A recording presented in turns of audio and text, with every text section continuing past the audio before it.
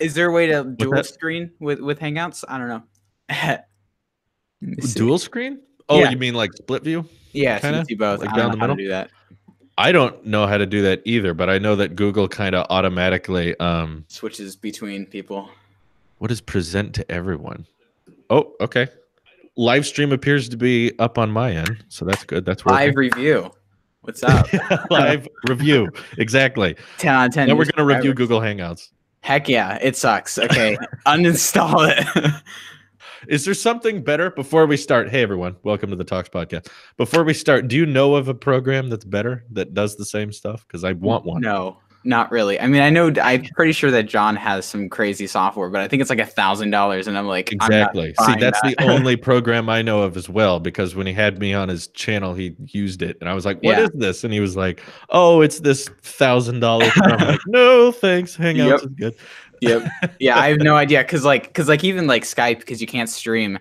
You can't even stream through Zoom. What's cool about Zoom though is that you can record the call. You just can't stream it. Oh, which kind of sucks. Okay. I didn't know that. Maybe there's some OBS trick with that. Anywho, I'll do my little intro here and then we'll get started.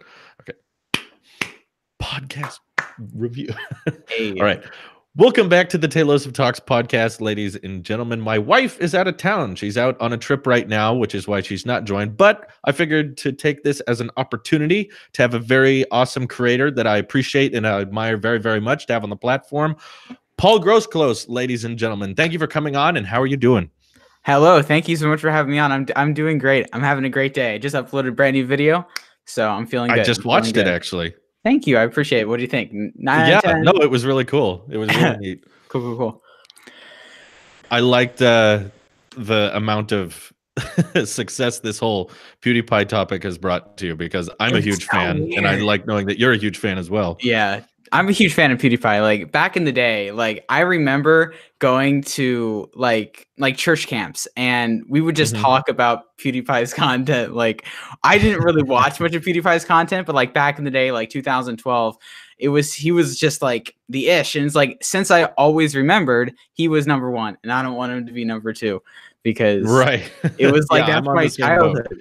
He's number one. I don't want anyone else to be number one. Mr. Beast might pass him in a few years here, but that's interesting. That was one of the topics actually I wanted to get to, was Mr. Beast, because I feel like that's a very new, what would you call it, 2018 2019-esque YouTuber like craze that's blowing up. Niche. Yeah. Kind of like how certain YouTubers are still big in today's their culture. They're famous and everything, but they kind of found their big spike at a certain time. Yeah. And they're kind of riding off that success. I feel like Mr. Beast is in that point where he's just kind of skyrocketing right now. Going to continue going. I think here's the big thing about Mr. Beast that I was realizing is that like his content can be viewed by people who are into the memes, but his content can also be viewed by your Joe Blow just signing into YouTube. Like anyone wants to see this guy living in a desert for 24, 48 hours. Like that's cool.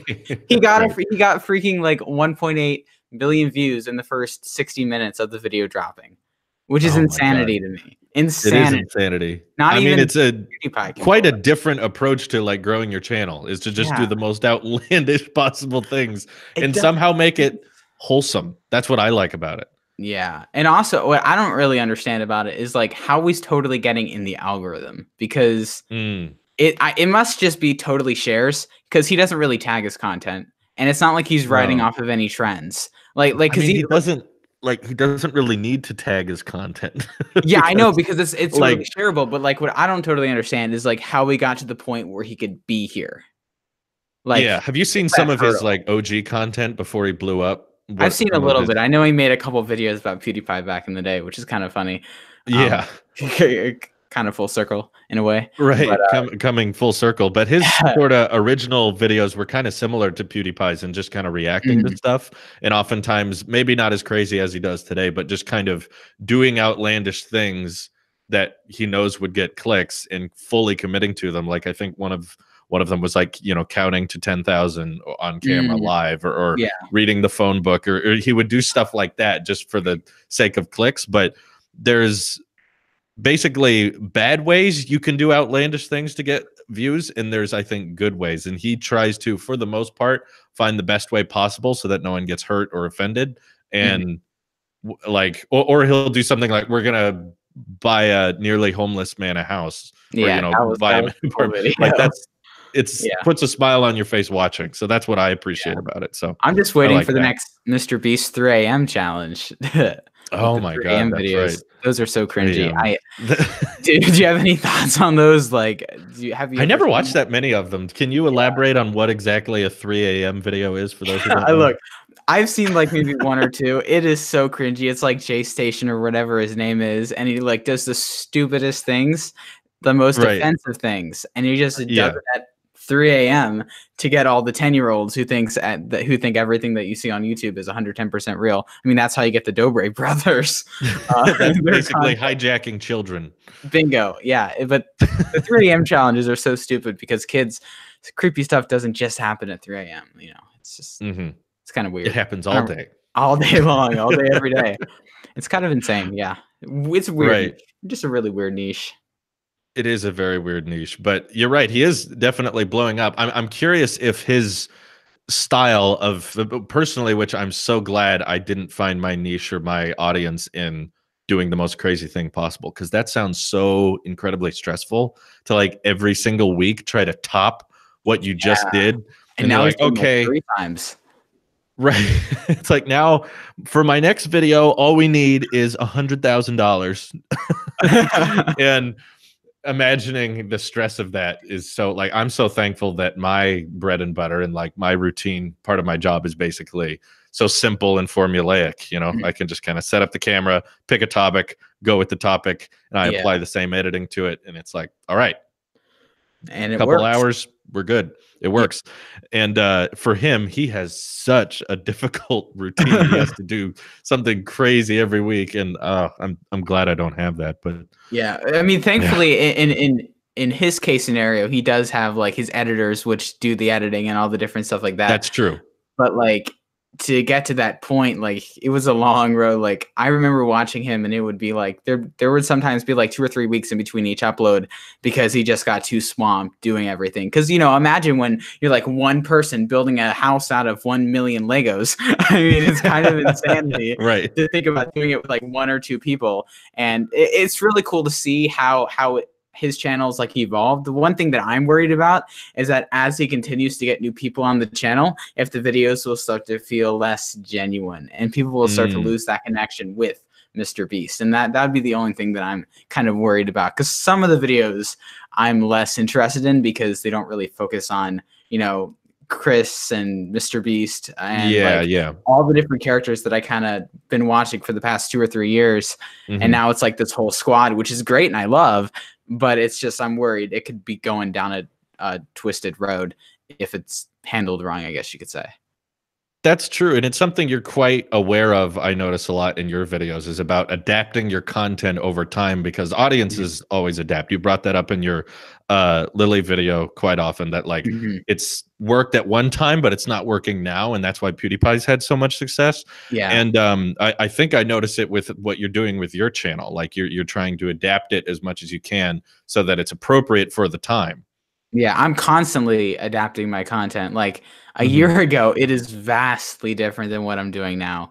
And even when I came back for like season 2, like when I took a couple months off and then came back, like originally I was trying to make like 10-minute videos. And then I realized my watch time is trash. So then I just kept getting shorter and shorter and shorter. And I kept getting better at like telling long stories in like 2-3 minutes. So like my 3-minute videos, for me watching them, I feel like I've learned so, like, there's a lot of information. I try and put as much information as possible in a very short video, which I think is what kind of differentiates me between a lot of the other commentary channels, because most of them do really reside in that 10-15 minute marker. And even if you go into the drama sphere, which I'm not really a part of, but in the Rewired Soul situation, they like were all making hour-long videos with no editing, with just the thumbnail, and people were watching that.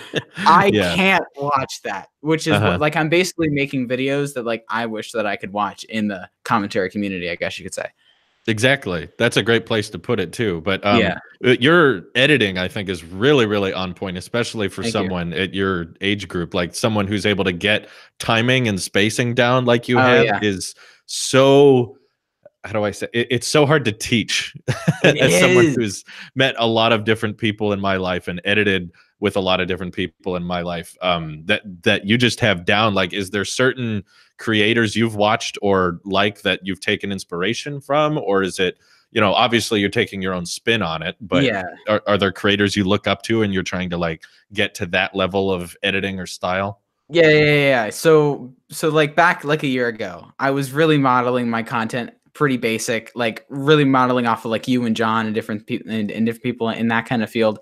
And then as I slowly realized that nobody cared about who I was and I needed to make videos about topics that people cared about, I started to adapt my content into more of like the iNabber, the commentary community, and started to do that. And then I started to realize I like to make my videos edited. Like even back in the day when I was a young kid, like editing was my favorite part of the whole video making process. Like I've been making videos since I was like 8. And like even before I had a YouTube channel per se, like I was making edits of just everything. Like I had Lego stop motions and Photoshops and this and that. So I've always loved editing, but I never really learned on one software. I'd always switch back and forth between Premiere and Final Cut. Like literally every other month I'd be like, I'm back to the other software.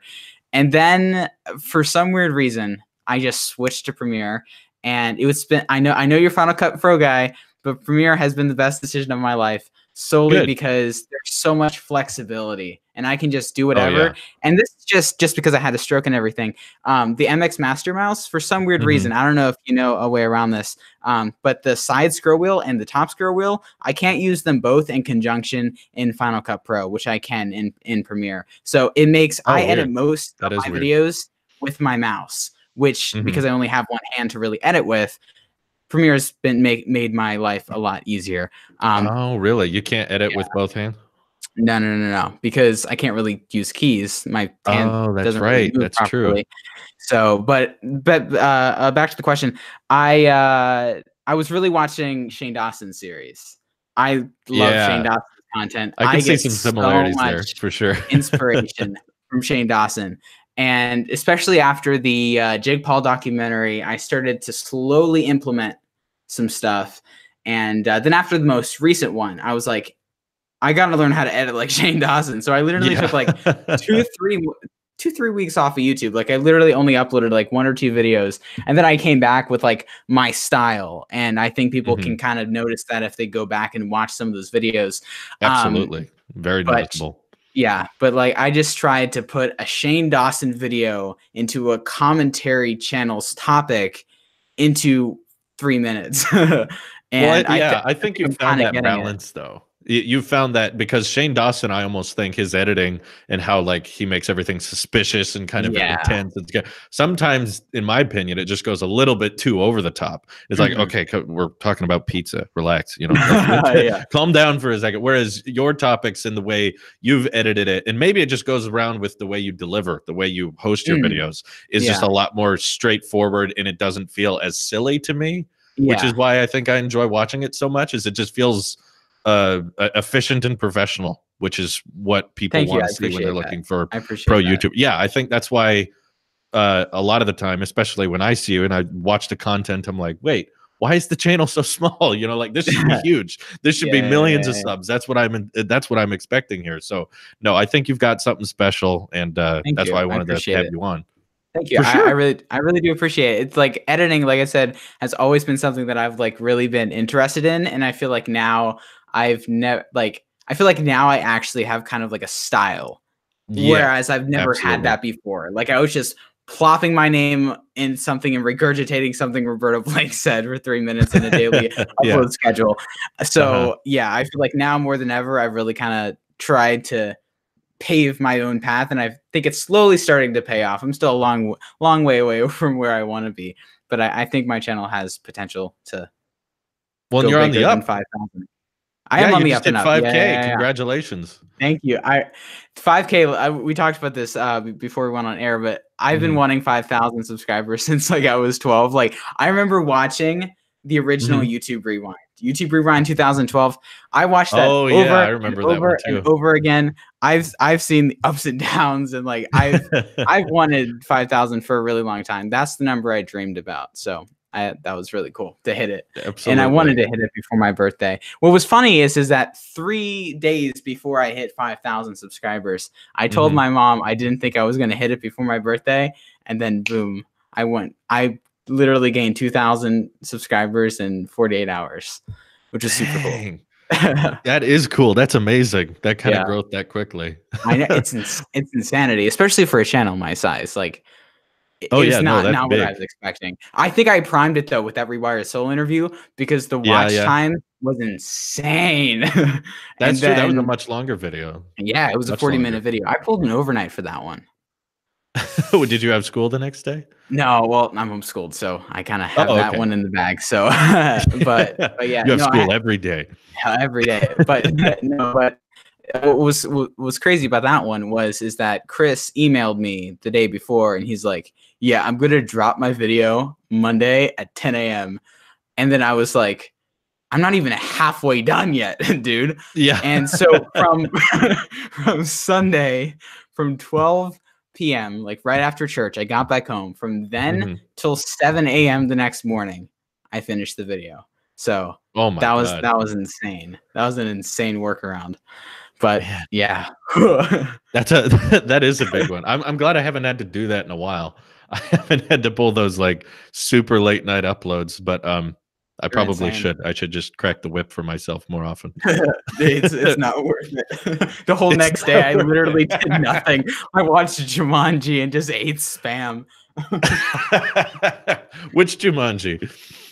The rock one. I hadn't seen it yet, and my parents got it. They rented it. Okay. On, like, Amazon. Do you like it? Yeah, it was a good movie. It wasn't the best, but I love Jack Black. He's great. Have you seen the original Jumanji? No, I need to see it. Is it good? Is it bad? I like that one. It's like good in a different way. I like both. Like you said, Jack Black's pretty awesome, and I've been watching a lot of Jablinski, which is pretty cool. Have you caught his channel at all? Yeah, I've seen a couple of his videos. Here's the problem. I wish his videos were shorter.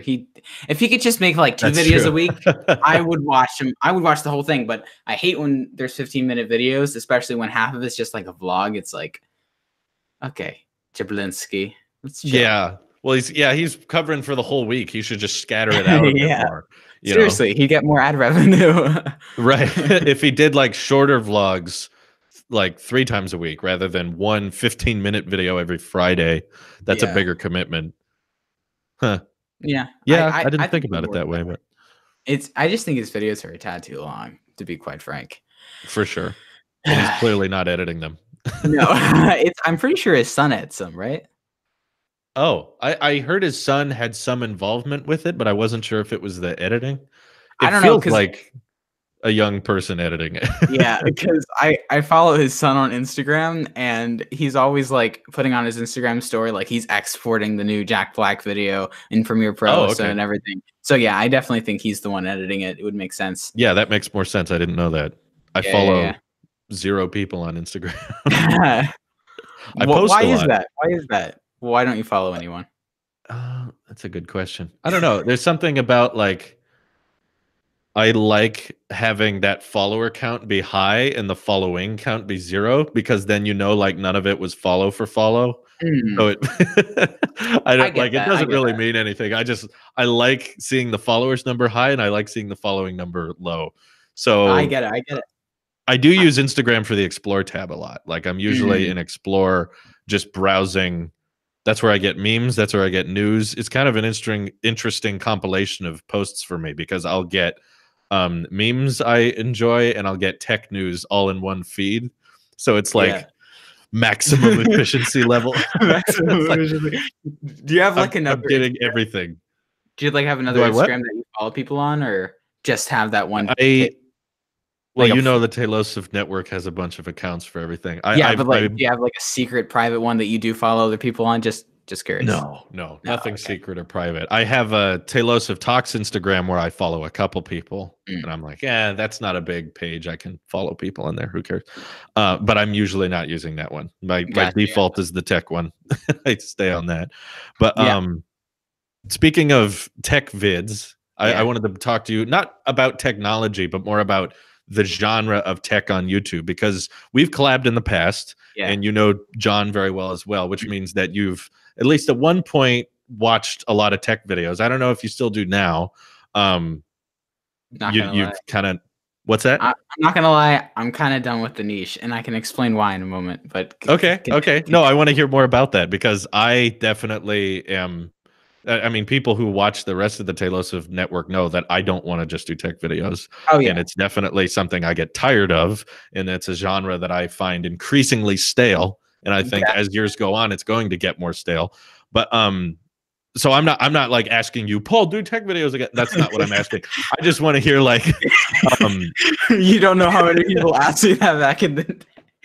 Oh yeah, no, I'm not one of those. I tried. I'm not one of those. It took me like what, 4 months to get out of that niche. I was constantly associated with Team Unfiltered for so long. I love those guys. Don't get me wrong, but I am not Team Unfiltered. I am my own thing. I am not. Well, and I couldn't be more with you, because I can tell you I never watch tech videos either. Mostly because so much of my mostly because so much of my job is tech related. There's about 2 tech YouTubers that I will watch everything they upload, and that's about it.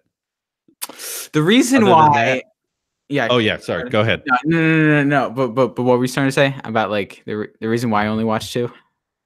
The reason why I only watch 2 is because I know that those YouTubers' thoughts and opinions are going to be brought up in my live streams and in my comment section. So I want to understand the context before my fans get there. I've already experienced an issue because I decided to unsub from everything Apple Pro. I was just sick of it.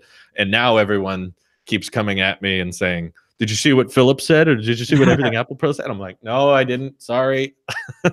But I want to hear your reasoning for it. So the reason why I'm kind of done with the tech community, not done with the people, but like the content, is because obviously you're here. So I have nothing against tech creators. I'm friends with like mostly tech creators. Like, don't get that wrong. The big thing is that I don't care about so I feel like there's a couple different genres in the tech field that you could kind of talk about. Like there's the random Amazon.com products, the headphone reviews, different stuff like that. Like if I'm not looking to buy the headphone or anything, why do I want to watch your video? Like this is no this is no like dig. Like you can get a great niche. There's a great community. There's a great thing. But me personally, like I'm not that interested in technology anymore. Like as a kid, like I could look at an iPhone and be like, that's the iPhone 5C. And like everyone was amazed. Like literally I was the Apple sheep, the 10-year-old Apple sheep nerd that was the most annoying person in the world. But like as I've grown older, like I just don't care. Like I don't care anymore. And like I'll watch an occasional one of your videos and John's videos. But like at this point, unless it's about a topic that I personally am interested in, I'm not really going to watch it solely because I'm not interested in it. And I just feel like it's so saturated, and there's nothing wrong with having something saturated because like there's a lot of really interesting stuff. Like Brandon from This Tech Today makes some really great like weekly roundups and everything like that. Sure. But I just feel like a lot of the smaller tech YouTubers all do the same thing. And that's not a dig to them. They all have a community that watches them. That's all great. And I love who they are and what they do and everything like that. And there are nothing against anyone who makes tech videos. I just want to preface that.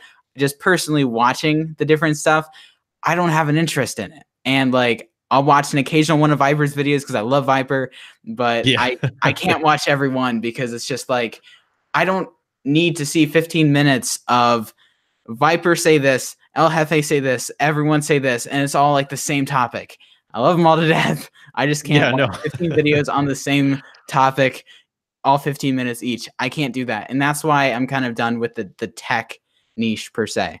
So if that makes any sense. Hopefully I didn't dig too many holes there. I totally get you're too apologetic, Paul. You're constantly saying like, I don't hate you. I don't hate you. I think we got it, you know. I feel bad. Ow, my braces. I do feel bad just because like I feel like if I'm saying that I don't watch the content, that means I don't support it. No, not at all. Not at all. Just I don't know, there's something about it. Like back in the day, like I would watch every Apple event. Like back in rehab for my stroke, I was in rehab for a month. I watched the Apple event with speakers at in the rehab facility, like the Apple event with really slow Wi-Fi. It kept like bugging out and everything, but I watched every Apple event, and I did anything to watch an Apple event. And I feel like now we're getting to the point with technology that it's not interesting anymore. I agree with you though. Incremental upgrades, multiple levels. Yeah. I'm interested in like the VR stuff, like that like virtual reality world that like PewDiePie plays in and stuff. That looks cool as heck. That you could literally be in a whole nother world. But other than that kind of tech interesting stuff, I'm done with. Like I don't really care. And like I'm an iPhone guy, so I don't really watch anything like Samsung, Google Pixel stuff. So it's just kind of like, eh. Well, that must have been a real challenge for you, because I can imagine like even transitioning over to something like Tailosive Talks, where I want to do stuff that's not just tech, like the audience all comes with it. So you trying to grow your channel aside from the tech stuff and growing apart from that must have been really difficult, because I'm sure there's, you know, certain tech things you're interested in now and again, but to like completely, what do you try to do? Like cut it off like cold turkey and just be like, I'm not even gonna mention AirPods or mention an iPhone to avoid any audience member trying to bring it up? It was a rough road, because I don't know if you know this, but like back in the day last year, I got into YouTube seriously at the very end of 2017, and I kind of started to make a couple videos here and there. I all got started off of a video of Roberto Blake did, which is kind of cool that now I'm like interacting with Roberto Blake on a more regular basis. So it's just kind of cool, like how time evolves. But I got serious about YouTube, and then for some reason John discovered me, which was great. Like I thank him so much for all the opportunities that he gave me and everything. But he floated down from the heavens. Yeah, he did. Like literally he did. Like I was going nowhere with my content, and it was just cool because I was watching his content. It was kind of like he only had like 40,000 subscribers at the time. He was kind of like not an idol, but just like someone that I really looked up to in the community. And I was like, oh, he watches my content. That's so cool. And then he started giving me some shout outs in the community tab, and I just started to get a couple hundred here and there. And then I kind of became like, the like John and I would be constantly tagged together on Twitter, which at the time like I loved, because I was like, oh my gosh, we're being tagged together. Association. But then, you know, I started to do more and more content along with John. He gave me the shout out in the one Front Page Tech episode, and then I did the podcast with John. I did the podcast with you, and then it kind of became from both of you guys. There was continuously tech YouTubers, and I just kept getting into the tech field. I was on Friday Night Viper, and then I kept getting new subscribers, and they were all wanting tech content. And so like 1,000, I think I got like, so I was at 400 subscribers when I got serious. John pretty much got me from 400 to 1,800, and then I got from 1,800 to 2,000, and then John bumped me up again from 2,000 to 2,400. So I had over half of my subscribers probably from John and you, which is amazing, and it really got me started off. But it was really hard to kind of niche out of that, because then I got into the Team Unfiltered thing. And I was being associated with Zach and Viper, and I love those guys. But like, I'm not a tech YouTube channel. I don't want to make tech videos. So I basically had to pretty much stop going on anything Viper. I had to stop, commenting on people's videos. Excuse me. And I essentially stopped communicating with everyone on Twitter. The only people that I communicated with really after I decided to go cold turkey was Brandon from This Is Tech Today, and John and I interacted, I think, 1 or 2 times after that. But I even had to, just because I love John, but he was like putting some of my videos occasionally in his community tab, which got me a ton of views and everything, which was amazing. And it felt great at the time, but they were the wrong views. So like right before the Lily Singh video that I dropped, I asked John, hey, thank you so much. I appreciate it. I appreciate everything that you've done, but can you just not share the videos anymore? Because I want to see where I can get those analytics. And that was so hard for me to do. I did it at like 2 a.m. Like I was writing that text for like 2 hours. I never got a response. It's been like 5 months. I never got a response. So that's kind of he does that. That's and but no, that must be incredibly difficult. And I can't imagine like getting shout outs from a channel that's like, you know, you looked up to and it's way bigger than you, but at the same time you're like, that's not where I want this to go. That's kind of where you have to put your foot down and be like, you know, YouTube is important to me. I do care about this, and that's why I'm going to take it seriously and say, please stop shouting me out. Because as backwards and as counterintuitive as it may seem, like, hey, don't give me subscribers or anything, it really does shape your content, obviously, because if your comment section goes to crap and it's just everyone asking for one thing and they don't even care for what you're watching, that's painful, and that makes it difficult to find motivation. Bingo. Like I still get people asking me to do like iPhone XR reviews, and I'm like, I'm not doing an iPhone XR review. Like, stop. I like the coral. Thank you. That's no tech. no tech. No, we'll stop there. Great phone. The battery life is amazing. Other than that, that's my review. There you go. No one can. That's it. Which is why, I have heard down from the grapevine about kind of what happened with you saying like you didn't want the shout outs from all the big tech channels, which has really made me rethink how many growing YouTubers need to be aware of that, of like shout outs from anywhere aren't always good, you know, like it can be a negative shout out that takes your channel in directions that you're not necessarily interested in, which is why actually now before I give people shout outs, I'll oftentimes find a channel I like and I'll want to retweet or I'll want to promote that video.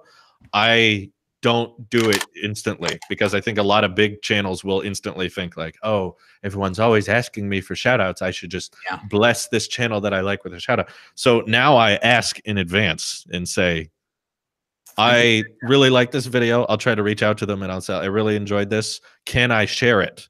You know, are you comfortable with me sending a lot of my audience to you? And I haven't had someone say no yet, but I'm prepared for it. I'm like, you know, I'm asking in advance so I can be like, I don't want to taint your audience with any predetermined expectations. Which probably more creators should be aware of that. It is interesting. What was funny to me, I was just starting to say, was the Lily Singh video. Like the video I uploaded right after asking John to not share any more of my videos blew up for me, which is kind of interesting. And then from then on out, I started to find my own audience. I think now is the very beginning of having over half of my audience completely made by me, which is, I think, more encouraging. Just like, yes, for sure. Here's the thing about shout outs. Like, I think that everyone needs to have a shout out to get to a certain point where you can branch out into something that you want to do. Sure. Because it's like as John calls it, the butthole of YouTube. Like I was there and I probably wouldn't be at the point I am now without those shout outs. And I appreciate them so much. Got the ball rolling. Yeah, it got the ball rolling. Yeah, that's a great analogy.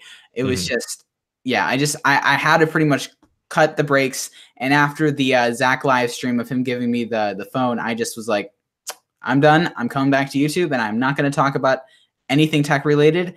And even my first video back, I tried to upload it and do the live stream while they were doing an episode of Recycle Bin, just to kind of show that I am not a tech YouTuber anymore. I uploaded like a minute before it started, so that kind of screwed me over. I didn't know. Sometimes I do that just to try to steal viewers. Yeah, No, I'm joking. No, I'm kidding. You're all good. All good. No, but I think that's really admirable, and I think that was really smart of you to put your foot down on that. But I can't necessarily say that we had similar upbringings in regards to like our audiences growing. Like, clearly you had to make a big shift, which was really challenging. But it's hard for me to say that I went through the same thing, because as much as I have collabed with big YouTubers that I watch and I enjoy watching. I never got a huge spike or anything from a promotion. Which I try to reiterate, because you can, like you said, you can get the ball rolling. You can get a lot of initial startup subscribers from those shout outs, from the right promotions. But what I always try to tell people who are asking for creator advice is that, like, that is such a small piece of where your viewers can come from. That's one method, but it is by no means the method. Like, there are ways to pick the topic when, strike when the iron's hot. And ultimately, you want people to want to watch you because you picked a subject and you delivered that subject so well that they're so interested in that they're going to stay. Not necessarily they were already watching someone and then went, oh, well, that person likes this person, so I'm going to watch this person. So to me, it's not necessarily like some people feel like if they don't get shout outs or because they haven't gotten a shout out, that's why they're not big. Get nowhere. Yeah. Yeah. And I really try to encourage people to be like, that's not the only way. Yeah. there's other methods, because I specifically remember my two big collabs in my career was MKBHD, which was like a surreal moment because I'd been watching him for legit years. That was I saw that. That was like a turning point, because the collab also happened to be the last day I was in the attic at my house. So it was like the very final day I was in that bedroom was the day I got to talk to Marquez for like a full hour.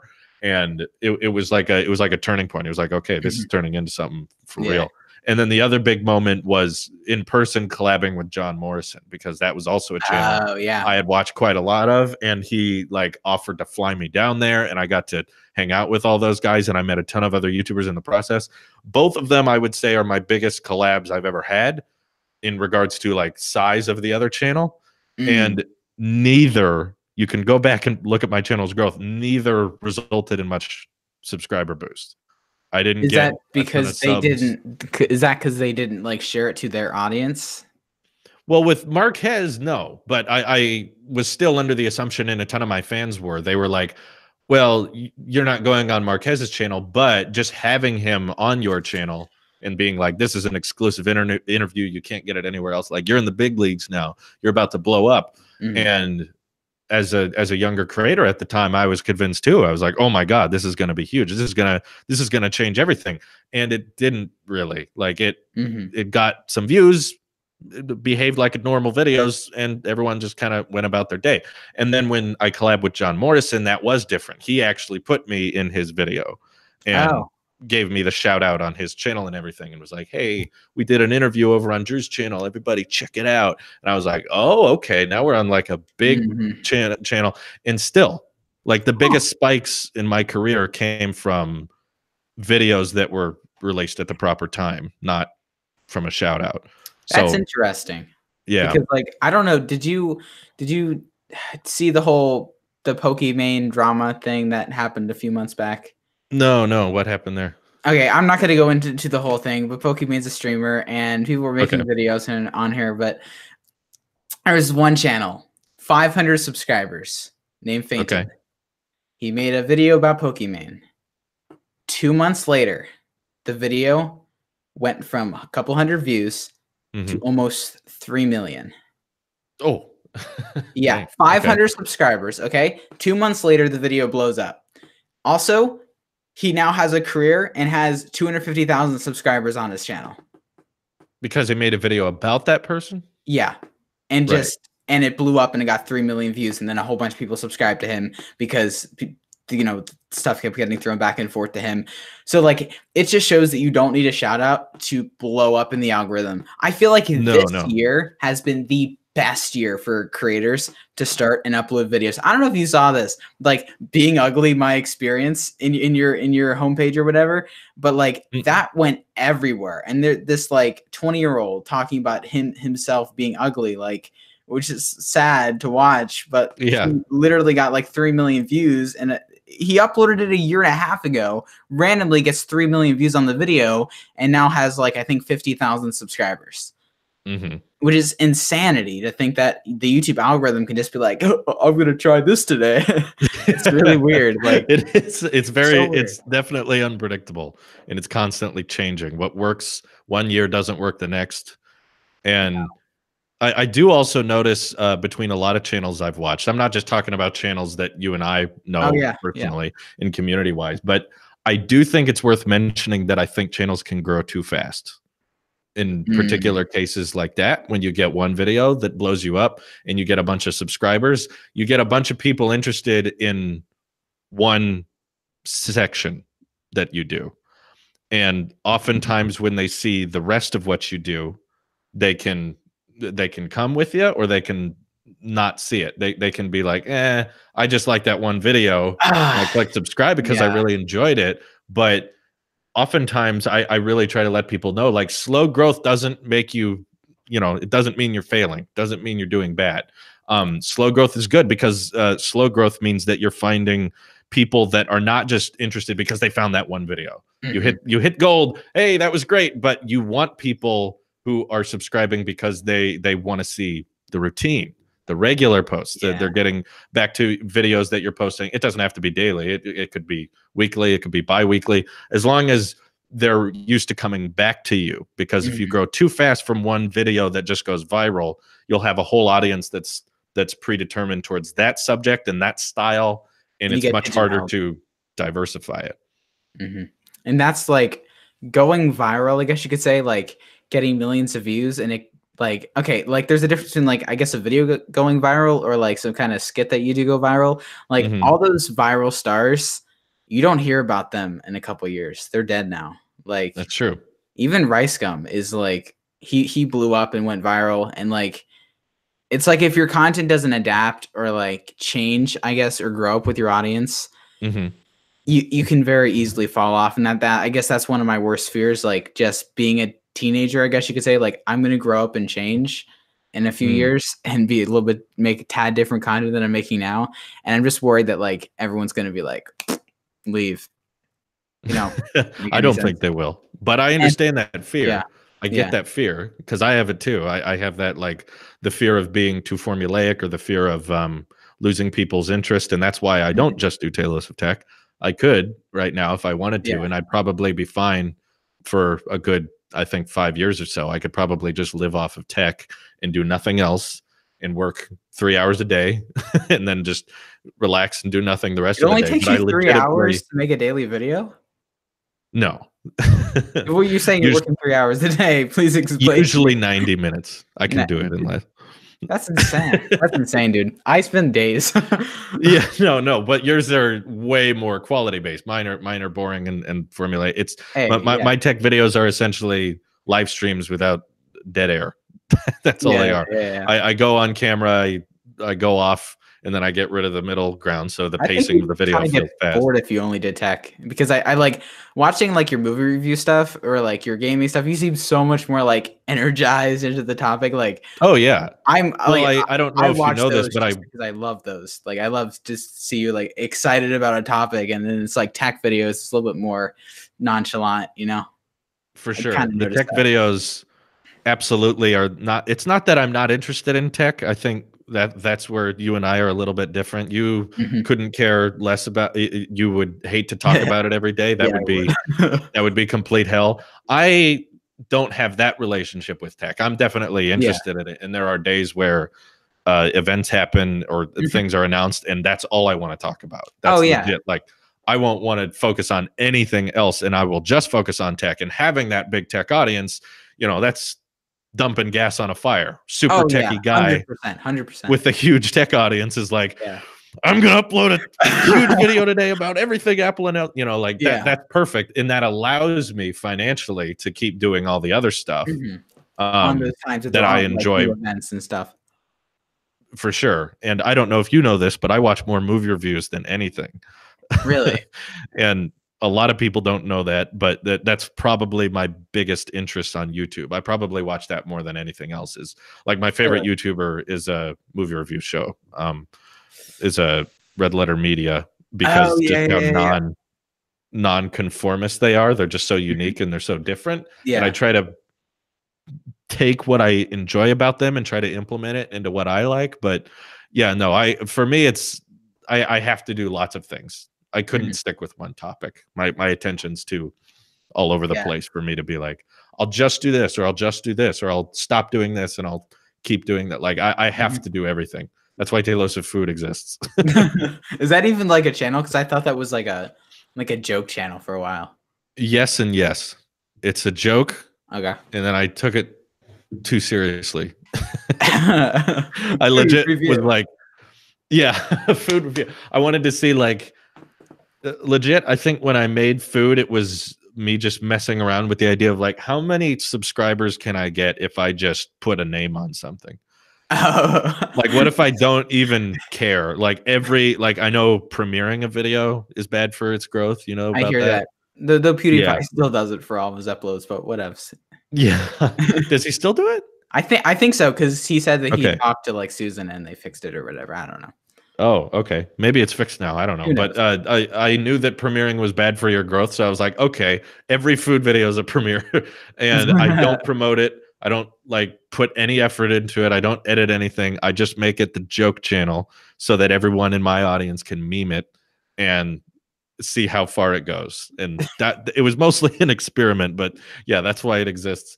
But either way, it's just so like it legit, the inspiration came from the add channel button. YouTube added that one day. Like, YouTube, it was like I decided to make a channel because it said add channel. Legit, like as basic as that sounds, they were like, so what was the idea to make the network? I always say, well, I logged into YouTube one day and it was like, you can now have multiple channels attached to one Gmail.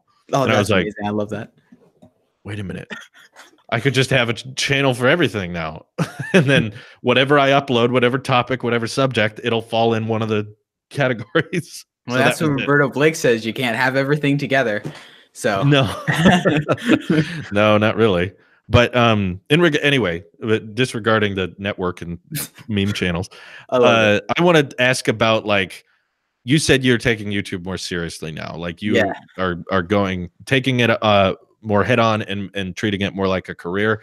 What like do you anticipate is your plan A, if all goes well, to make your YouTube channel like your full-time job? Is that where you inevitably want to go? In like, are we talking 5-year, 10-year, what? Like, I'm saying ignore the timeline.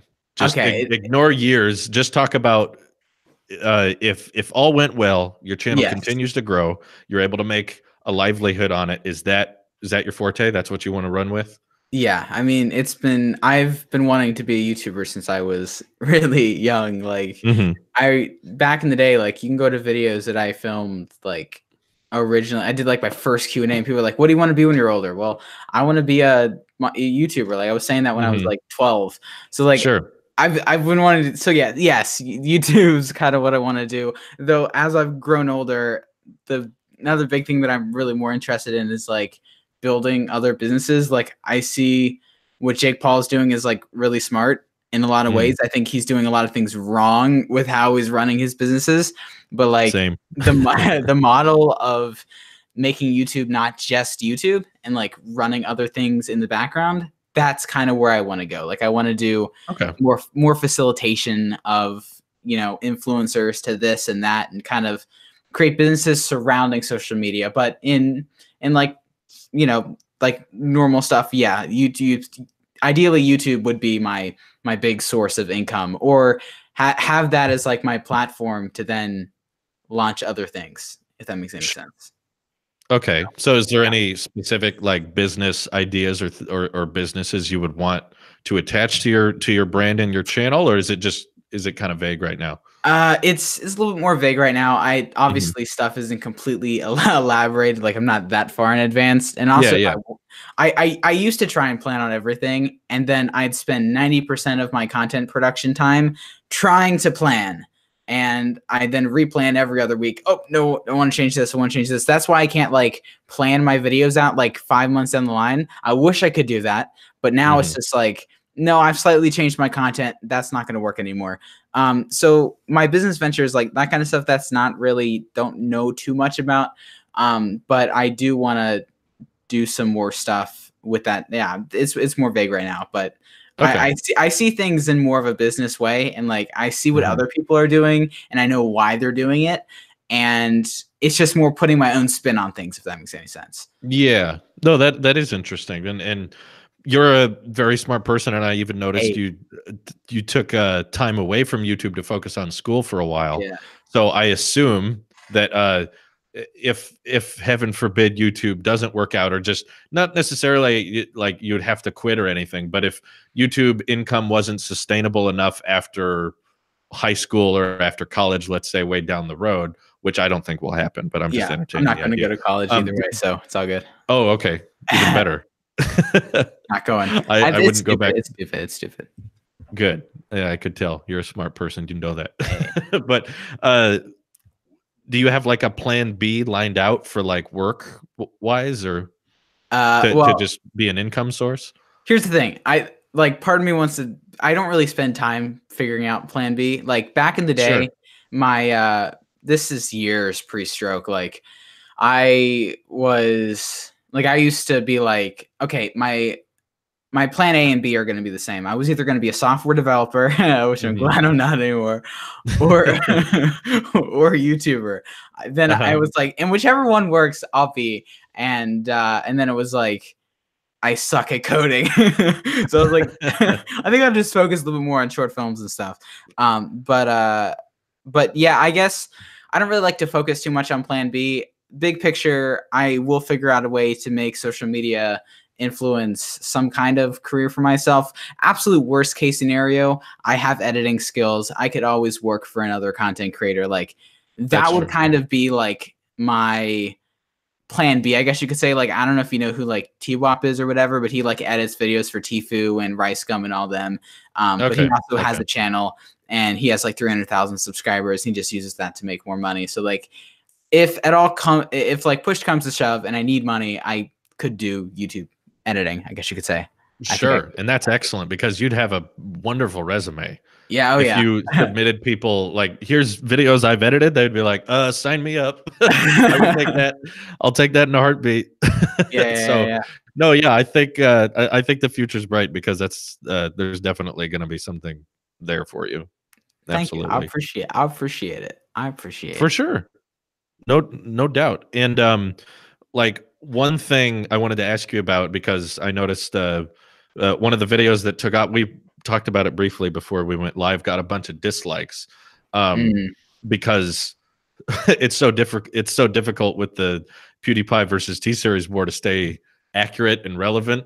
Like 40 minutes after releasing the video, it becomes relevant. Like, does the dislikes or do the negative comments discourage you, or do you take that as more of like a challenge to be like, okay, I can do better in the next one, or I can be more, I need to address this, or how do you handle negativity? For the most part, I kind of use it as fuel. Like, comments don't affect me at all. Like, I have a laugh at them. Like, I don't know. Like, I guess because maybe like I've grown up with hate comments my entire life, I guess.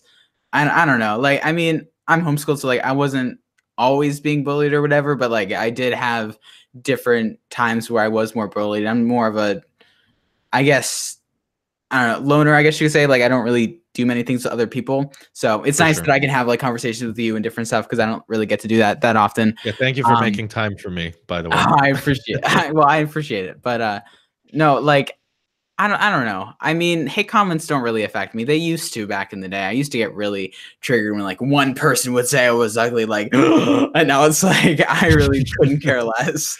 You've powered through that. I've powered through that. It makes me laugh too. I guess the big thing was the Lily Singh video getting so much hate about, you know, her being me talking about another content creator. So sure, I've kind of grown out of that, and also just maybe because I haven't really opened up about this, but like after my stroke and everything, like I had such a low view of myself that like I said this before, but like I was gonna commit suicide and everything and all that. I don't want to get into it, but that's okay. It was which made me freaked out watching the Shane Dawson documentary about sociopath stuff, just because with the whole narcissism thing, because I essentially, and all this stuff is privated now, but like I basically had to go like on a ego trip of basically having a wall. Like there's a wall in front of me essentially that I had to build up, and it took a really long time to get there. It's probably not healthy, and it'll probably get me into some kind of controversy later down the line where I have a really hard time connecting with certain people emotionally, because I have a hard time with empathy and everything, which sorry, Logan Paul. But yeah, all right. So it's all right. It's just something that I've had to deal with, and that's why I guess just that kind of wall and having a hard time with that and everything that I think has really, in a way, helped me with hate comments. So yeah, they don't faze me. I can't talk about them with my mom because they faze my mom. So yeah. No, I have the same thing. I have the same thing too. That the comments bother my family more than me. Yeah, absolutely. I know. Yeah, they bother my family, but I'm like, I couldn't care less. Do whatever you want to do. Hate on me as much as you want. Because that's a powerful hurdle you got to get over, I think, in a YouTube position. It's sad that it works this way, but legitimately, you kind of have to be able to take that, no matter what genre of YouTube you go in. Like, you'd think from an outsider perspective, like, okay, guy talks about smartphones. That can't be too hostile, right? It's like, nope, there's death threats. There will be death threats everywhere. You know, like you can't avoid it. No matter where you go, you're going to get negativity. You're going to get crazy people. You're going to get people that, I mean, I will legit say, make you lose faith in humanity. Yeah, I see that. Like you will interact. I think the worst human beings I've ever interacted with are because of my channel, and they're not. I'm not talking about Android users. Like one of the worst. I don't mean fan. One of the worst like stalkers / people that I've ever interacted with is an iOS user. You know, it has nothing to do with the sides or people being mad at what brand you use. It's just there are weird people that as you grow and you engage with a larger audience, you're gonna find some weirdos. Not that they're the majority, and I've completely been outweighed by supportive people and helpful people in the time, and I'm sure you will too as you grow, and you already have met a ton of people you like and enjoy talking to, but there's always going to be those one or two that make everything painful. But yeah, ultimately I think having that thick skin of saying like, okay, someone can have an opinion, they can mock me, they can make fun of me, or they can hate me, and it's not going to matter. That's a really important step on the YouTube career. So I'm glad that you have that figured out. Yeah. I mean, I'm not gonna lie that like and be like there are never hate comments that like just dig a tad, but like oh yeah. It just always kind of depends on like when you're looking at them, and this whole thing is like, is your like guard down? Like, am I pooping at like 2 a.m. and am I scrolling through comments and see comments? My guard's a little bit more down. So like, well, it's because like we all have insecurities, right? Like all of us have things that as creators, when we publish or we're making something or we're writing on something, it's like, I hope they don't notice this, or I hope they don't attack or criticize this part of my argument or this part of my video, or even the way I look. For me, it's like the psoriasis thing. You know, it's not a big thing. That's a big hurdle for me to get over in my life physically. Like, I don't care that I look a little different or my hands are a little gross, but when you're filming, you know, close-ups of smartphones and you're getting these 4K images of my hands, or people are like, the top of his head looks or people are like, the top of your head looks a little red. It's like, I hope they don't go there, but because there's so many people watching you, you know, there's going to be those one or two jerks that are like, oh, that's probably some that aren't like everyone else. You know, they aren't the 95% that say, oh, they probably have some condition or they have some biological issue they're dealing with right now. You're ugly. Yeah, it's just like, hey, flaw. Look at that.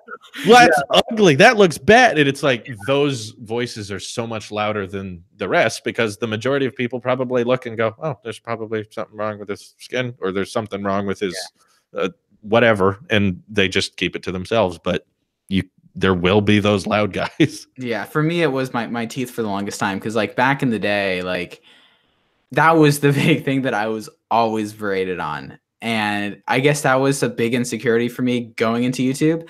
And now it's just like, I get so many comments about it that I'm just like, I don't care anymore. So I guess it's like you get to a certain point where you get so many comments about a certain thing that you don't care. The one thing that I am still working on is like, I don't really like to show myself walking on camera and everything like that, because I do have like a slight limp without shoes and everything.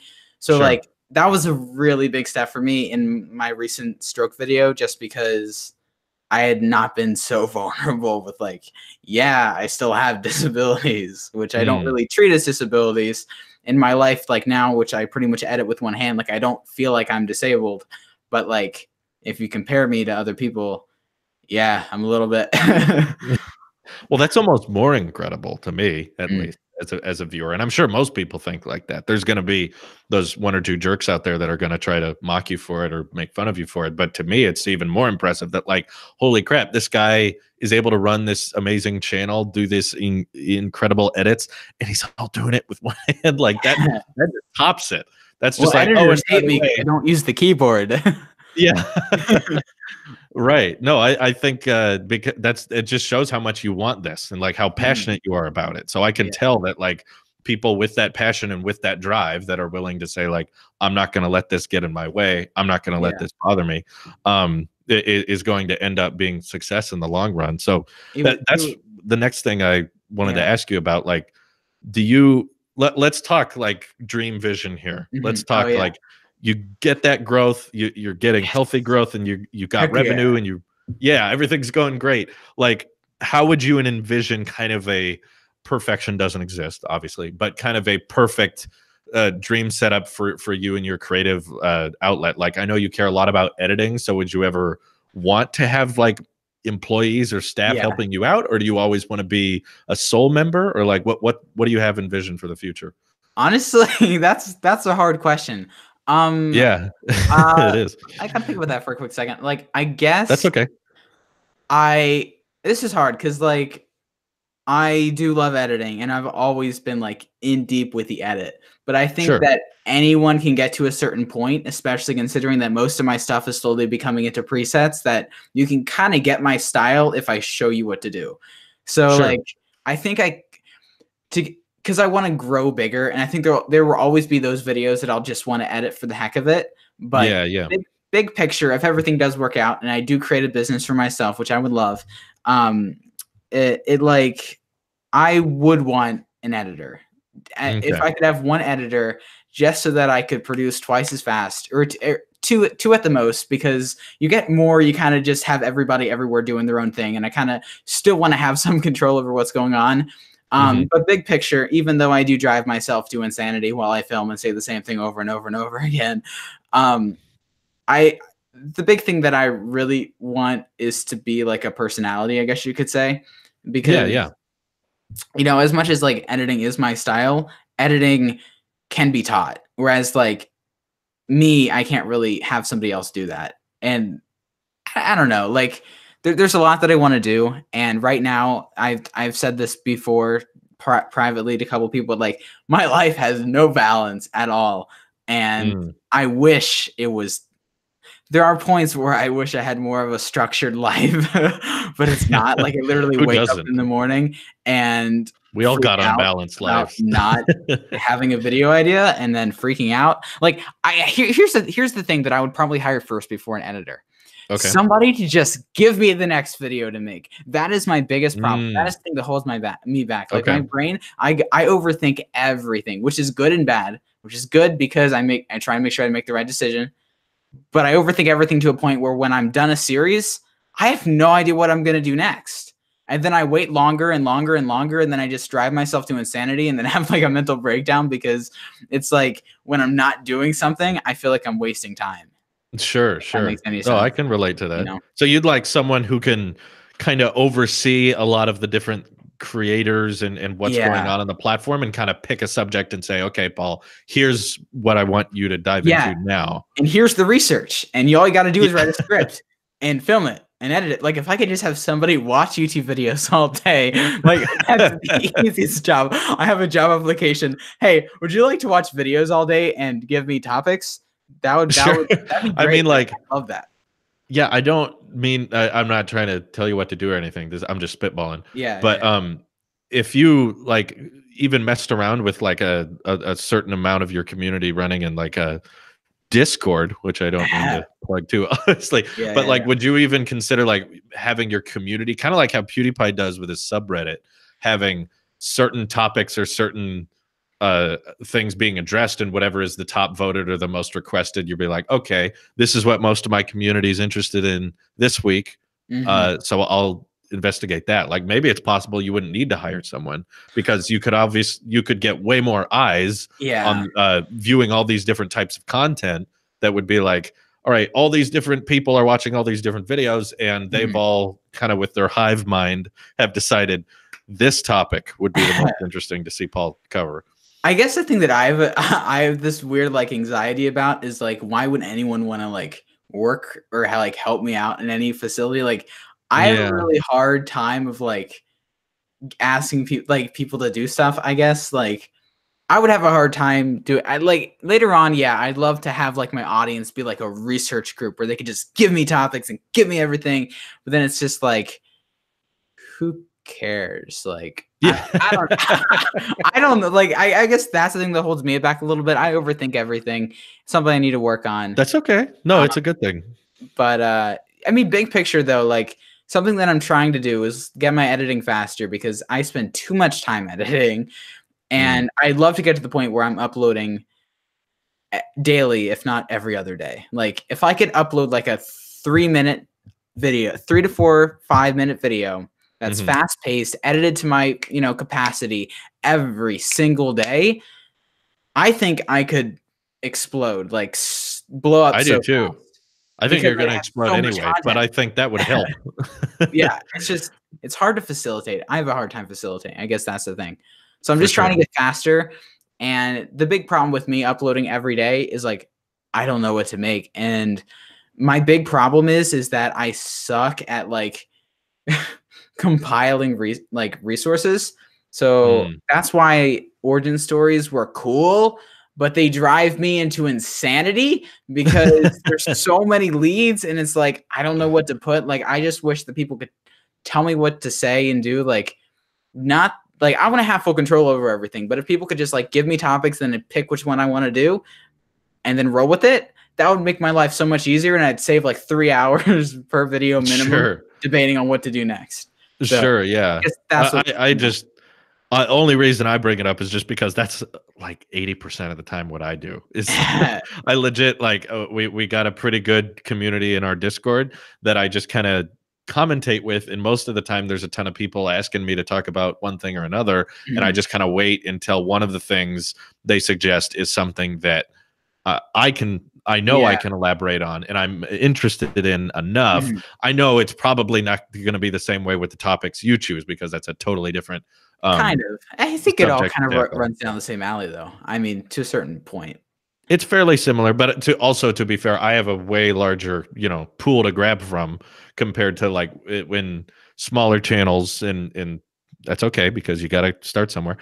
When they have smaller communities, then you end up, when you want to start something like a subreddit or a Discord, you end up with like the same 20 people every day, and it's not too much variety. So you don't have a huge group to pull from. But I just suggest it because, I think personally, like knowing the challenges you have with your editing, like if someone, which is really hard to find. Believe me, I know from going through multiple editors and having it not work out. Like it is difficult to find someone who can share your same vision and edit the way you want things to be edited. Like Bingo. that would be a big priority for me.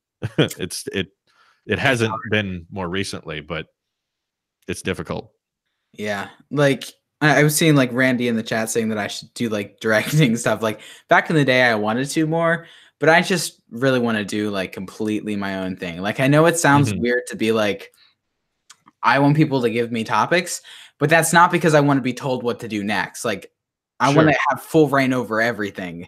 It's just that if I had topics that people were interested in and wanted to see from me, I wouldn't be so going into this community blind because especially in the commentary niche that I'm in, there's so many topics and it's like, which one do I pick? Like which one's going to get me more views to then do that, which I know it sounds, which one's going to get me more views sounds bad, but like if you're trying to grow your channel, it's kind of like at this point, I feel like every video needs to do well. Like I feel like when I get to 100,000, I'm going to be able to feel like if a video doesn't perform, I'm fine. Yeah, I definitely feel that way. And that happens all the time. I'm like, well, this one's gonna flop. Oh well. I just did that actually last minute. Oh, really? I can already tell this video is not going to do well, but I don't care. I just wanted to make it. Hey. But so you say you want complete control of anything, because that kind of segues to my next question. I watched your video recently on Defy Media and everything. Would you ever join a MCN, even with that added security? No, I used to be with Freedom back in the old days. Oh, long time ago. Okay. Yeah, back in the day. But I left them a while ago. MCNs are really dumb. Like, especially if you're like partnered with, like, I guess the difference between like Defy, like they actually were like buying channels and everything. I don't really want my channel to be bought. Like, no, I kind of want to do like, I don't know the extent of everything that I want to do in the future, but like I just want to have control over my channel, and an MCN just takes your money and doesn't really get you much out of it. Sure. So I kind of, yeah, I'm not going to join anything like that. So, okay. Well, how did you feel when I'm sorry, I'm blanking on the name. FPTs became a part of one? I think they became part of, I think it was Studio 21 or something. I think you're right. I think that's what it was. Did you kind of look at that and be like, yeah, I wouldn't do that, but I can see why he did it? I personally, I don't really understand why he did it, just because I've talked I can kind of get it. I heard why from other people, but I just wanted to hear your thoughts on it. The reason why I don't totally understand is because just like, I'm sure he has a legit reason, and if there is, like, I'd be down. It's not like I think it's a bad decision. The only thing that I just was a little bit about was just because he, I know when he like worked for Amazon, he always said that he always wanted to have full control, but then he kept like easing into letting other people have control and then getting mad and then leaving. And I was just worried that then like that was going to start another cycle. And then it was just going to be like in a couple months, it's like, oh, darn it, I'm stuck in Studio 71 and now I don't know where to go. Yeah. Hope that doesn't happen. Yeah, my big worry with Studio 71 is just watching all of these big networks dying. Yeah, that was not encouraging. When I saw, I think there was either Defy Media shut down and then took a bunch of people's money. And, yeah, there was another one recently. I know there was another one recently. I'm sorry, I'm not well versed on all the naming, but I have been asked to join them several times, and I just couldn't get the incentive, because for me it's always been, I kind of relate to you. I just want complete control. I don't want any middleman. Just just let me be in charge and I'll take it from there. That's the most important thing. But I'm weird. I do stuff YouTubers don't do. I don't do brand deals or anything like that. But it's all coming from like the whole purpose in me going with the YouTube route, opposed to, because for me, my end goal is to make movies. I want to like make feature films. That was like my end dream. And my two methods of getting there, when I was in high school and I was trying to decide where to go, I was like, do I go to film school or do I start making YouTube videos and grow my brand that way? And the main deciding factor for me to go with YouTube was control. I was like, okay, you know, I may not get my foot in the industry, and I may not have the fanciest equipment to play with like I could get at a film school and a film program, but I'm not going to do that, because even with all the equipment or even with all the insights, I'll be working on someone else's vision. I won't get to work on mine very much, and I'll barely get enough time, or I'll barely get enough points to make something I actually want to make. So for me, it made more sense to do YouTube, even if I wasn't making movies, and even if the budget was way lower and I wasn't interacting with, you know, people in the industry or getting internships at big corporations. I was like, at least though I can make whatever I want, because no one can tell me otherwise. So I can just do whatever I want. I actually went through the same thing a few years back. Oh yeah. A little bit after my stroke, like I guess the reason why I like wanted to be a director so much is that I didn't want to be on camera. And so like I was really diving deep into the whole director field. It's a really weird story, like of how I stumbled across and getting to YouTube seriously. Like, I was really debating between going to a film school because there's a Pittsburgh film school, and I was debating going there. But anyways, I had a whole Nerdy Norman franchise, which is cringy. Hopefully, no one in chat ever watches it. Now you name dropped it. Oh boy, there's actually a video if you watch with the link in the description. But anyways, back to what I was starting to say. I made a documentary about my stroke, and I got like award winning and everything. Good. Which was great at the time. And that really like got me thinking about wanting to be a director. And then I got a summer job at like a local church kind of thing. They were making video stuff. So I was getting paid like $10 an hour to do whatever. And, nice. Your church paid you. It wasn't my church. It was the church down the road, but it was like a media corporation. Like they had a Baptist like convention, and it was like this whole like thing. And they had like an entire like media source. So I was getting paid by them, like not the church. So that's the only reason why. I was okay. There. Gotcha. For me, they would always just be like, "This is how you contribute to the church. You just make stuff for free." And I was like, "No, my church that's too, not it." It's insane. But then like I was saying earlier in the stream, like a couple months after that, it was like I had an emotional breakdown because I was like, "This is not what I want to be doing," and I didn't know what I wanted to do. I wanted to do YouTube. My videos were utter trash near the end of 2017. And I felt like I was never going to make it, I guess you could say. And I felt like I was running out of time. And then I was watching Roberto Blake's There's No Reason Why You Can't Make It in 2018. And I was watching that live stream, procrastinating, doing school on the sofa. And I watched that video halfway through the live stream. I got out a notepad and just started writing everything down. And then for some weird reason, I just started to make videos. I don't know what clicked, but after watching the video, I just remember something clicked and I started to make content. And I'm so glad I did, because I don't want to be making films anymore. Like, it's cool, but it's not me. You know what I'm saying? Like, yeah, I'm glad I do YouTube now. Yeah. No, I'm glad you do too. I do think there's still a ton of room for growth. And I still think that YouTube isn't, peaked yet. I think it's still reaching new heights and new limits. But I'm also like aware that YouTube's not going to last forever. Like there's always going to be something different. You know? Sure. It can change very rapidly. The internet's incredibly unpredictable. You notice things about social media blowing up is it's almost never a corporate creation. Like different social media sites that kind of explode and get big are always like startups.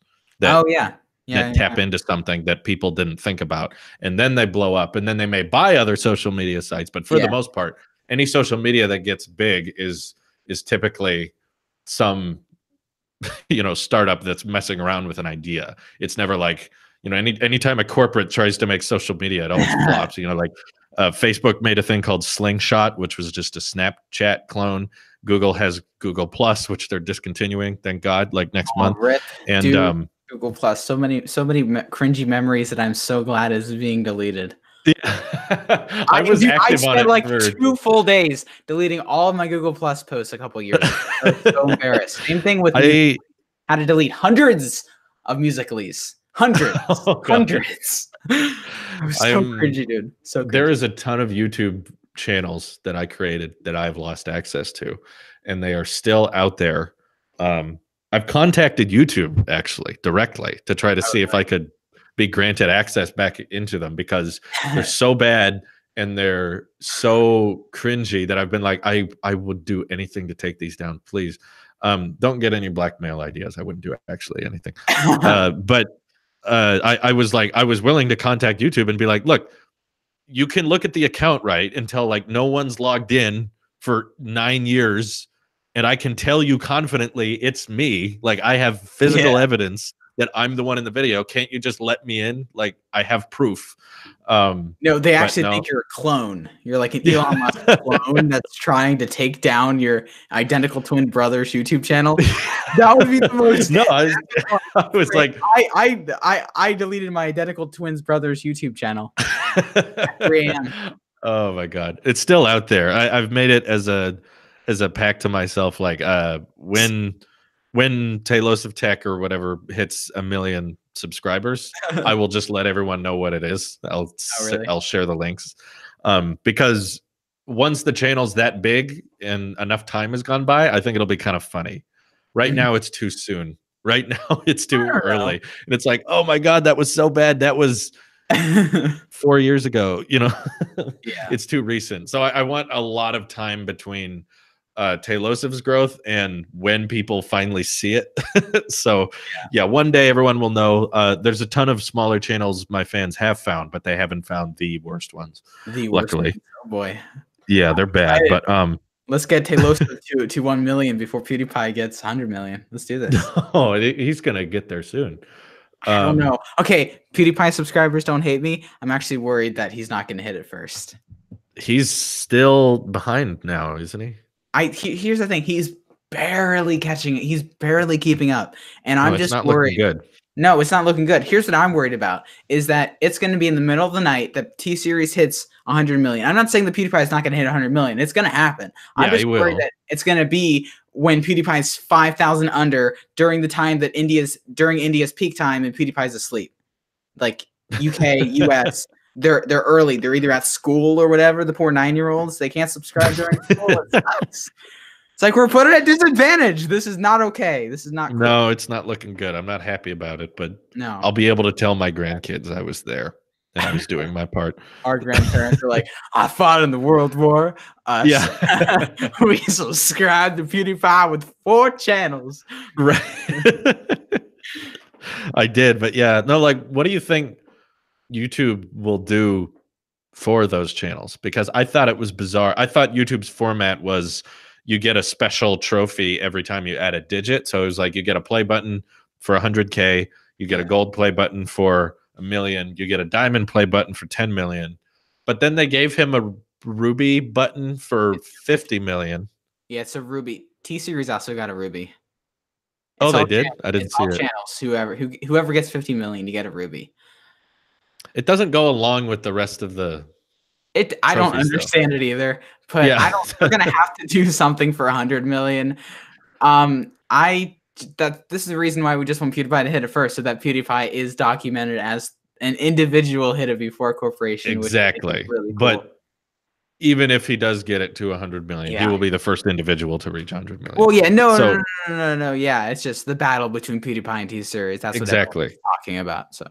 Exactly. I agree. And I'm all for the individual being more popular than the corporation. That's where my whole... But it doesn't really matter in big picture. No, it doesn't. But, you just don't want to give YouTube the satisfaction of being like, I don't want T-Series to be the example of like, well, this is what most of YouTube is because this channel has the most. Like, I don't want that to be associated with like, well, YouTube is mostly corporations just kind of uploading stuff. I want it to be mostly what Felix is, Yeah, but see, here's the thing. Like, isn't YouTube Music at 100 billion? Like, there's one of the YouTube accounts that YouTube makes categories, but I don't know if those are legit subs. I would, I think they are, but like, I think that's for like the services or whatever, but either way, it doesn't really matter. But technically those are like the YouTube business. So we could still just count T-Series as a business, like as YouTube, like nothing really changes, which is people don't really understand that. I kind of just play it like I don't understand it either for the rally cry.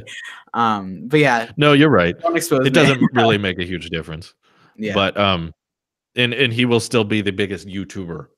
Oh yeah. Completely. That doesn't change until Mr. And passes. And the other thing is because of this T-Series war, will now be #1 YouTuber, as he will be even as T-Series passes him. He will be #1 for so much longer. Because of this battle and all the subs he's gotten, someone else getting that big and passing him again is going to be so difficult to do now. It's such a big gap because all the other channels below him are like Justin Bieber, and I think he's like 4th or 5th now because you got 5 Minute Crafts and all them. Like, it's all these corporations. They're going to end up passing PewDiePie. But like if you're talking about just individuals, YouTubers, the one before that has like 30 million subscribers or something. So it's like it's going to be an enormous way. gap. Yeah, Enormous. It would probably take a decade. Seriously, yeah, seriously. Unless some creator just hit the algorithm better than anyone and was really funny and enjoyable to everyone. Yeah. So I don't know. Maybe someone could grow that fast. Still, though, like I think a lot. I'm gonna be perfectly say this. Like I think a lot of PewDiePie subscribers are also just other YouTube accounts that aren't bots, quote unquote. Like I don't know how many new genuine PewDiePie subscribers he's actually getting. Yeah, I can't figure out exactly who during this whole PewDiePie versus T-Series war is like, okay, on March 26th, they're like, you know what? I'm going to subscribe to PewDiePie now. Like they've been hearing it all over the internet nonstop. It's almost a dead meme at this point. It's getting old. But a couple months ago, I was like, can it just happen already so I can upload my video and be done with it? Yeah. And up, and I'm like, time to get back into PewDiePie and T-Series. I think everyone's going to upload their videos, and then when T-Series finally passes them, everyone gets an upload with someone with like hair from 4 months ago, and it's all dated. It's like summertime, and they're like, "Well, it happened." It's like completely out of place. Yeah, that's what happened with my video. I had filmed that like a month before I got braces, which is kind of funny because then I had all the comments about my teeth, and in the next video I had all the comments about all those views was enough so that Paul could buy braces. In between the next video. So yeah, that was funny. Yeah.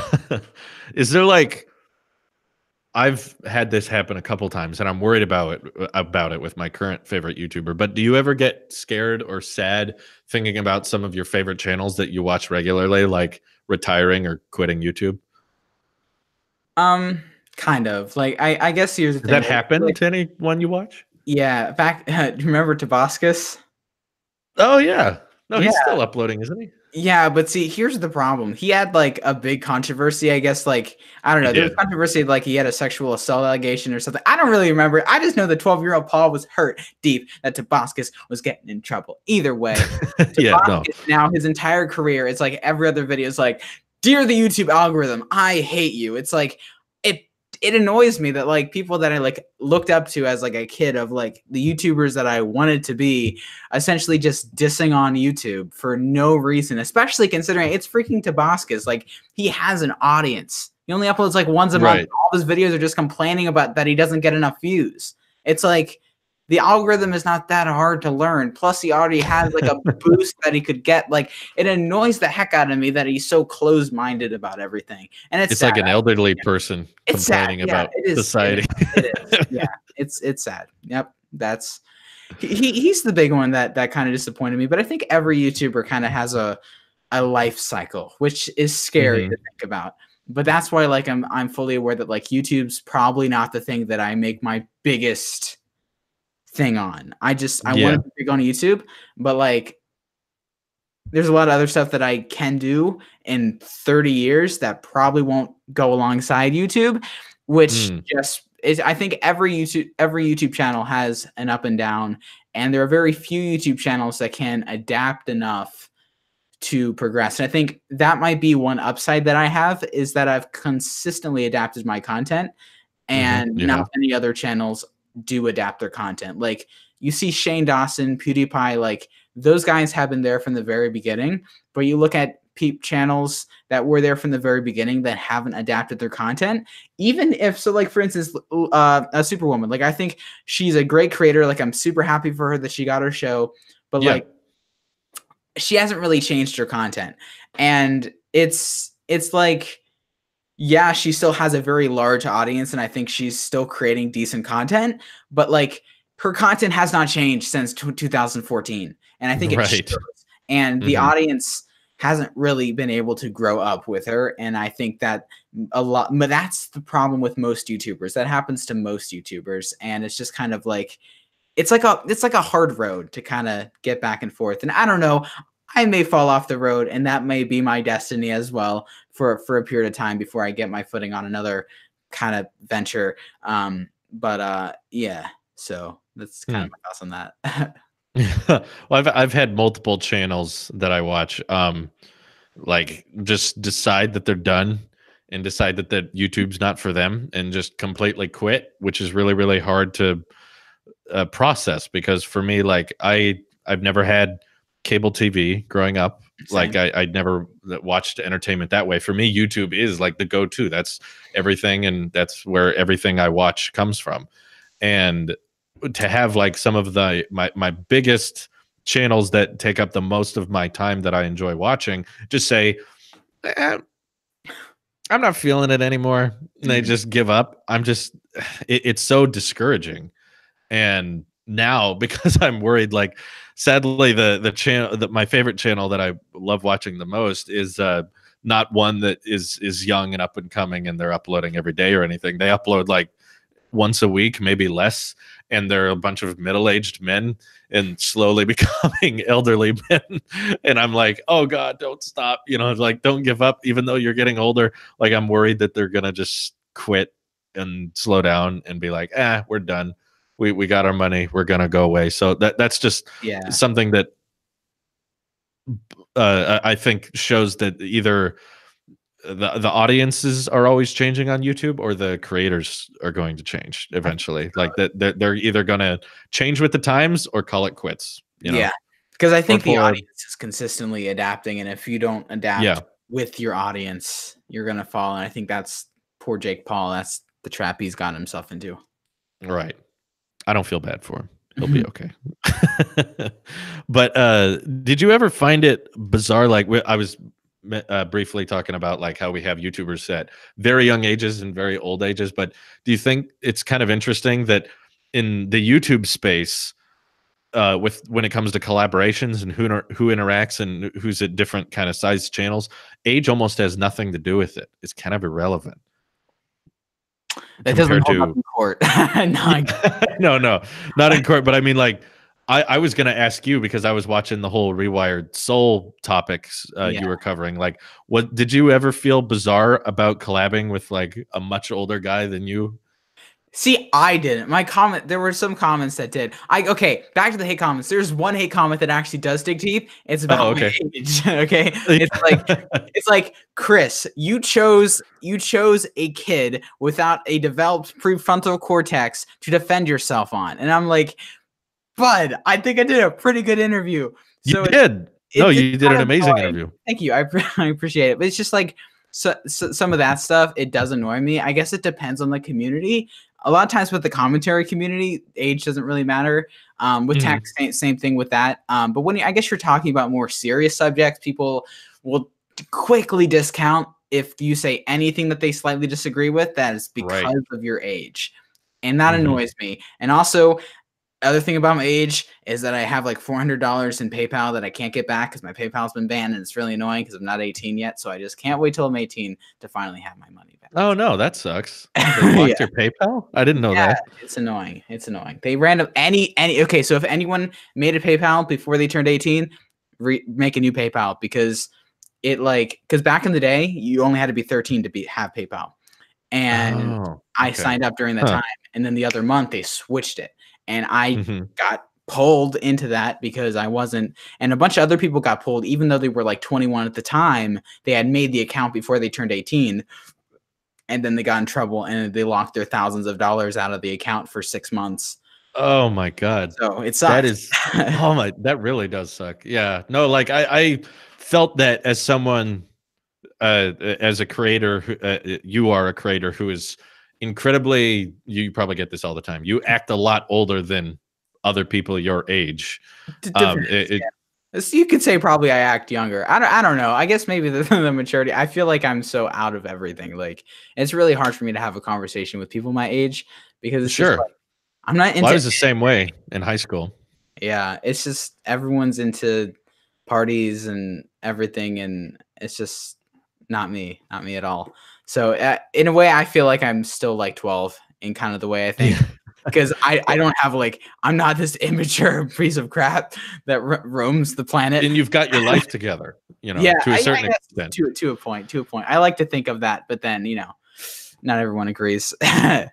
But it's like I relate to you in a lot of ways. Like, even though there are years between us, I feel maturity wise we're on the same wavelength, just because when I watch your videos and I see the way you edit and I see the way you anticipate things going in your life and how you have plans and how you have expectations for how you're going to get there, I'm like, this is someone who's not thinking irresponsibly. This is someone who's legit like, okay, I have a certain amount of time here. I'm going to use it wisely. I'm going to make the most of it, which is why it's why I wanted to do this. It's why I wanted to interact and get to know you better, because I was just like, this is someone I can relate to in multiple levels, but they're taking life sort of similar, sort of different in a lot of ways. So yeah, that's why I was just curious your thoughts on that, because I know, especially when I was your age and I was trying to develop my own content and be taken seriously, that the age thing felt like a huge setback in so many ways. And it was like, you couldn't get a word in. Your opinion didn't matter. Didn't matter if you had thought about it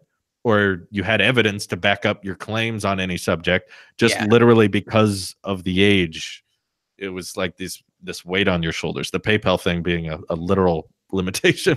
Literally, but, I had to pretty much quit my thumbnail business. That was one of the biggest reasons why I ended up quitting that.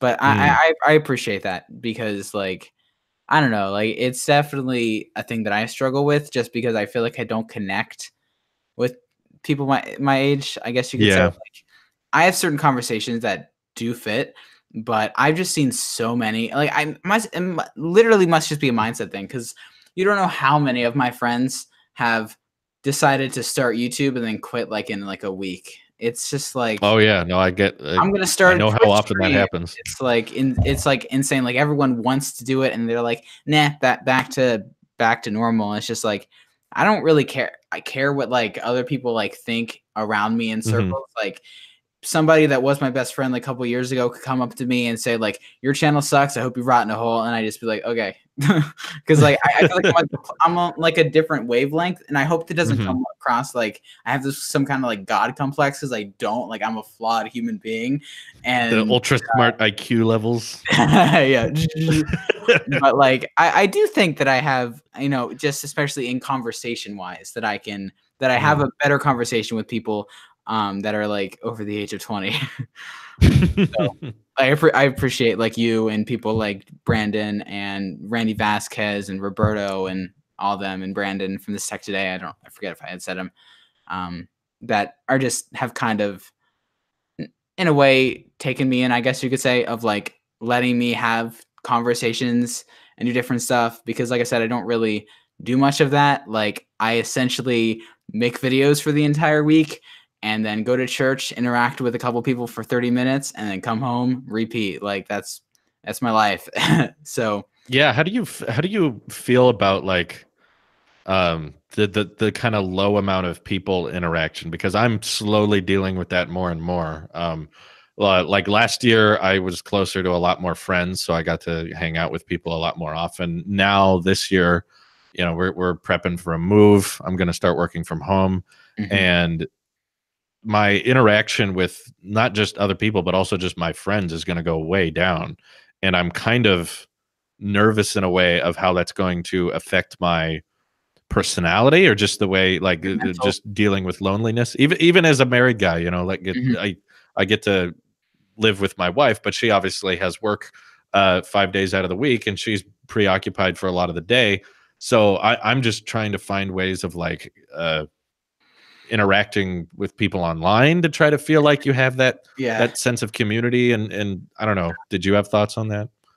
I mean, not really. You kind of just got to cope with how you cope. I mean, I don't really I'm not this genius that has all the answers to all the problems. No, I don't know. It was something that I definitely had to struggle with. Before I got into YouTube seriously, I had a solid friend group, I guess you could say, that like I interacted with on at least twice a week, 3 times a week. We do sleepovers occasionally. And like, now in the past year, this has been the biggest shift of my entire life, but like every year I feel like I get less of that. And this year, especially, every day since I started getting into YouTube more seriously, I've lost that. Like, it's just continuously gotten worse and worse and worse. And I mean, there are points where I miss it, because it's like at this point, like I don't really go anywhere. Like I've said before, like it's not like, because like back in the day, like there'd be birthday parties and you go to this and that, and it's like at this point, like I don't really get invited to any of that stuff anymore, which is it's sad to a certain point, but it's also partially my fault. Like it's not like everyone else's fault. It's like partially my fault because I go so deep. Like I want to be the best. Like I want to be the absolute best content creator on the platform, and better than PewDiePie. Better than PewDiePie. Oh my god! I don't know, but wow, like ambitious. It's just like okay, that's kind of exaggerating a little bit, but I like. No, that's a good goal to be. I go so in deep that I guess that I just started to lose those connections, I guess you could say.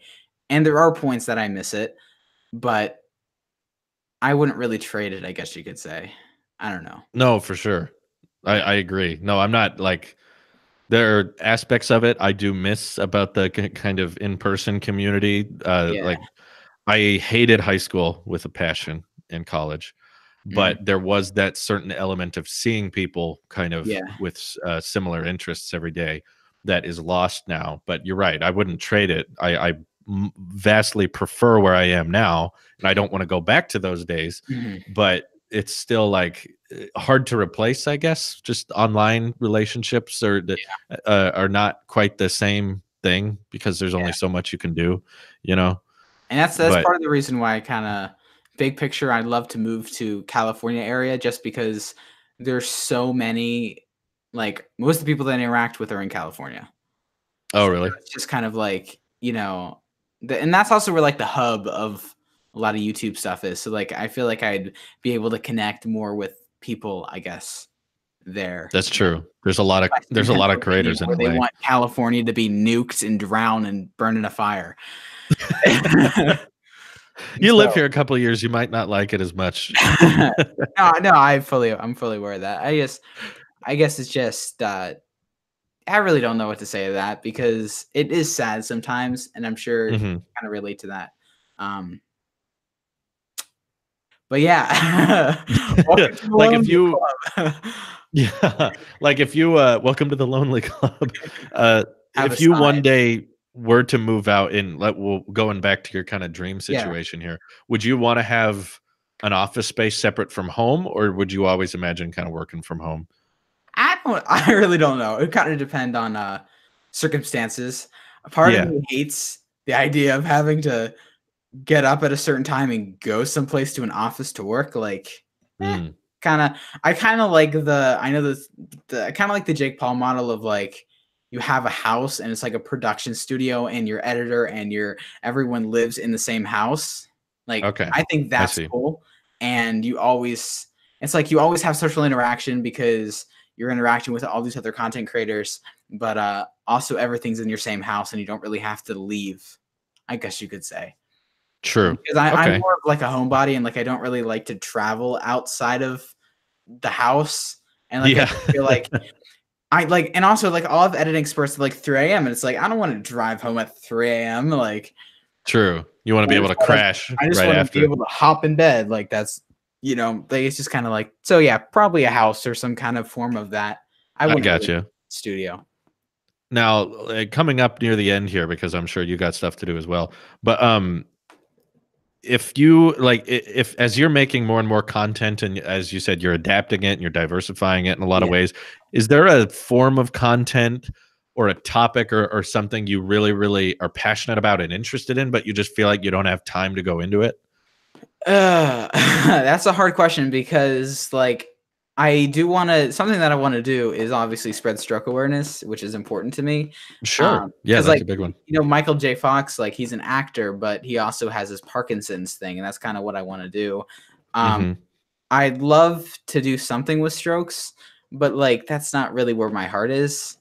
To like make things you won't expect in an ER. Like I don't care about that kind of content. Like, here's the thing.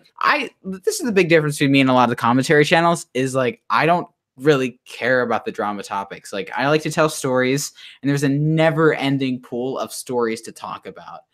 And it's just kind of like, you know, I really don't know, because like back in the day, back a couple years ago, when I was making videos more like you and John and everything, I had more of those like personal stories that I could tell, and that like I guess relatability of being a personality.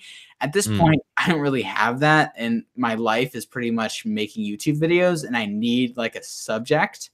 So that's kind of where I fell into commentary, because I'm already kind of into the YouTube community and I know things about everything. So it makes a little bit more sense to go that route, if that makes any sense. No, but that does make sense. I see. Yeah, I don't really know. I mean, I guess the one thing that I'd love to do big picture is have like a personality channel, where it's more like showing what I do and different stuff like that.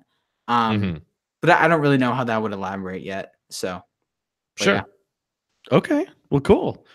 Anywho, that's everything I had on my list. So I was just gonna wrap it up here, unless there was other questions or things you wanted to talk about.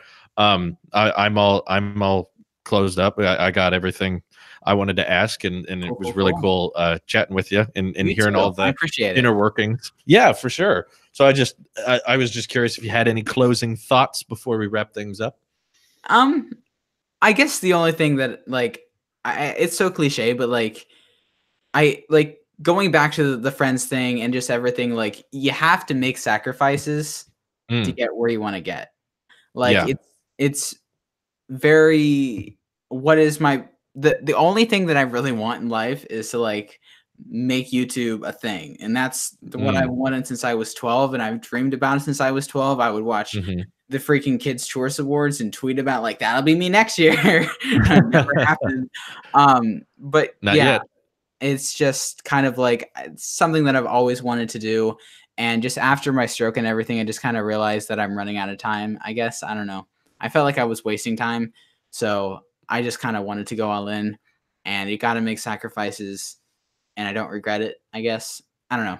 That's good. It's weird. It's weird. It's a living life with as little regrets as possible, I think, is great. Yeah, it's important. I guess the big thing that, I struggle with is overthinking and wanting to have everything planned out, when it's just like, I need to look. I'm learning how to just let life kind of play its course, I guess, with my business and YouTube and everything. Because I used to like plan everything out. Like, I'm going to do this on this day, and it would never work out. So it's just kind of like, I'm just going to go to the next thing, go to the next thing, go to the next thing, and just let that work, I guess. So, well, it's really admiring, and it's really encouraging to see more people taking it in that direction. Yeah, we got a super chat from Jack Van Houten, who said, seeing Paul and Drew grow is my favorite thing. Love both of your content, and I'm so glad John gave Paul that shout out. You inspire me to create. So you're inspiring more as we go. Gosh shucks. Gosh shucks. But anywho, thank you very much, Paul. Can't thank you enough for coming on. I do very much appreciate you. And I can't wait to see more vids by you. Thank you. I appreciate it. Thank you for having me on. It's been fun. It's been fun. I know you don't love the long videos, but I just needed a good excuse to just sit down and talk to you for a good hour. Yeah. It's fun. Anywho. Thank you. Thank you guys for watching. Appreciate you as well for tuning in. And there will be a tech video up right after this. So stay tuned for that. Stay tuned. No, you won't. No, we'll see. I'll watch it. I'll watch it at 2 times speed. It'll be all good. It'll be all good. Okay. It'll shorten down the video. Perfect. Okay. Good night, everybody. Have a good one. See ya.